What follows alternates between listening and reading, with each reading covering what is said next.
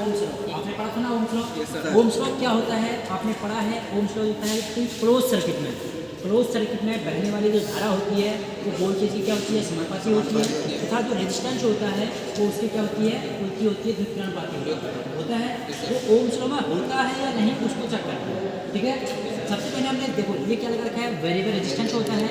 ये variable resistance की जो वायर है ये हम दूसरी जो पहली वायर है उसको देते हैं हम सीधे स्विच के साथ देते हैं, जो हमने सॉकेट लगा रखा है।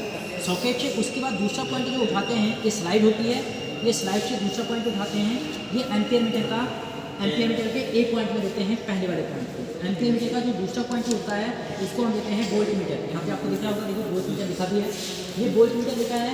तो वोल्ट मीटर से जो दूसरे वाला पॉइंट उठा हुआ है ये वोल्ट मीटर का उठा गया है, तो लोड में गया है, ये लोड में गया है। अब दूसरा वाला पॉइंट जो है वो हमने स्विच में कनेक्ट कर रखा है। देखो 1 2 3 तीनों स्विच में कनेक्ट कर रखे हैं।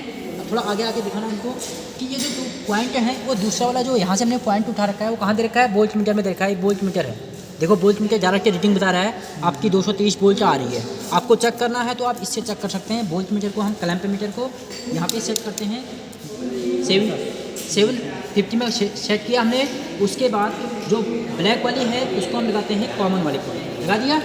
उसके बाद जो रेड वाली वायर है उसको लगाते हैं हम वोल्ट पे, क्योंकि वोल्टेज चेक कर रहे हैं तो वोल्ट। हम डायरेक्ट वोल्टेज चेक कर सकते हैं कि हमारी वोल्टेज कितनी आ रही है। आप ये क्लैंप मीटर में देखना कि रीडिंग कितनी आ रही है, ठीक है।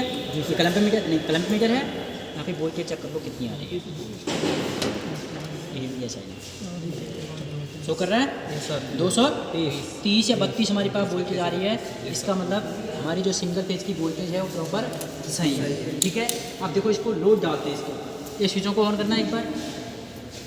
देखो एक एक करके स्विचों को ऑन करो और यहाँ पे वोल्ट मीटर में देखना रीडिंग, ये देखो करंट बढ़ रहा है। आप यहाँ से गौर करो, देखो वहाँ पे बढ़ाया, एक एक करके बढ़ाओ, इसको कम करो एक बार।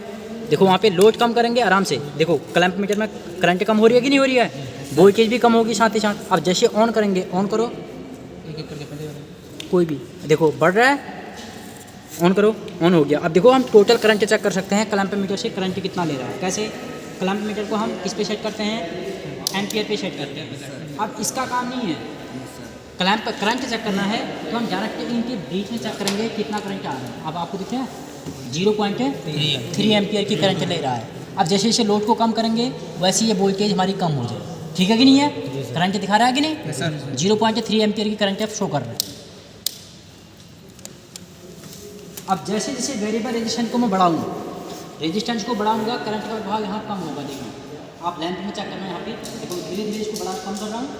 देखो रेजिस्टेंस यहाँ कम हो रहा है, गौर पे यहाँ पे आ जाओ, वीडियो वाले यहाँ पे आ जाओ। ये देखना लैंप बहुत डिम जलेंगे अभी। देखो अब देखो जैसे जैसे रेजिस्टेंस को बढ़ा रहा हूँ करंट कम हो रहा है कि नहीं, आपको दिख रहा है।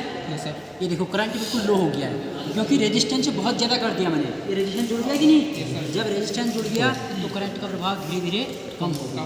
यही ओम्स लॉ बताता है कि जैसे जैसे हम रेजिस्टेंस को बढ़ाएं करंट कम होनी चाहिए, जैसे करंट को कम करें तो रेजिस्टेंस ज़्यादा होना चाहिए, ठीक है।